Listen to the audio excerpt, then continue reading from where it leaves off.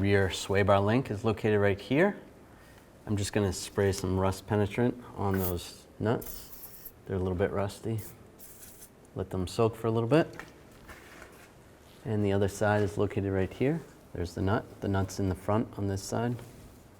Driver's, it's in the back. I'm going to use a 15mm wrench and a 3/16 hex key. And just to get a little leverage, I'll just use a socket and extension to hold the hex key. Loosen this up.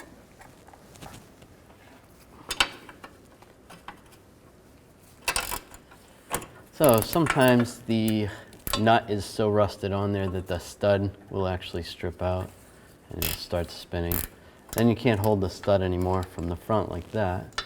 So I'm gonna have to get it from the back side. Just gonna grab some locking pliers, and from the back side, I'm just gonna pinch on basically right there on the lower one.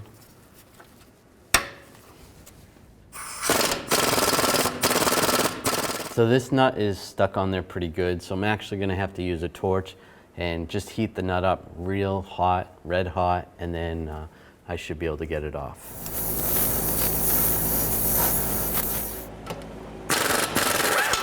There we go. That got it off. I can remove the locking pliers. Before I take the top nut off, I'll just take a wire brush, try to get rid of some of that rust that's on the stud. Maybe that'll help getting the nut off. Spray a little more rust penetrant on that.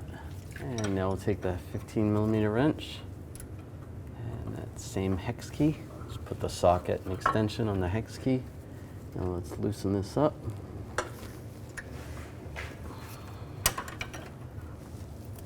All right, so on the top of this link, the stud started spinning as well. It's stripped out where that hex key goes. So instead of fighting this right now with the strut right here, I'm actually going to take the lower part of the link on the other side off. That way I can tip the bar down and make this a lot easier to work on. For this side, I'm actually going to use a different technique since it's been difficult removing the nuts. I'm just going to slice down the middle here before I even attempt to take them off. I sliced down about halfway down the nut. Now I'm just going to use a socket and a gun, try to get it off. There we go. That came off a lot easier. Now I'll just slide this link out and do the same on this one. All right, now it's going to be a little bit easier to take that nut off. Just use the locking pliers. All right, lock that on. And take my wrench and just take it off.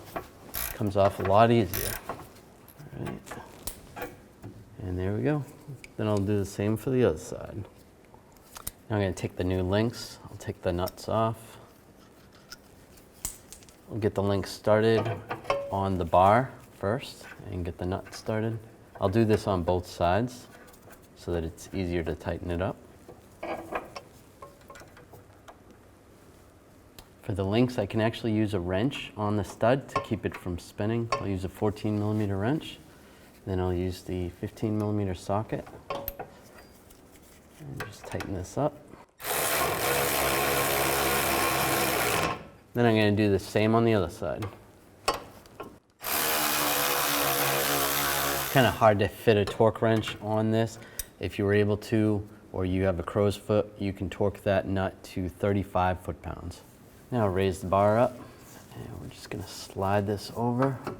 If you have to angle it and it's kind of tough, what you can do is put a socket on the end of it with a extension, and you can move it just like that.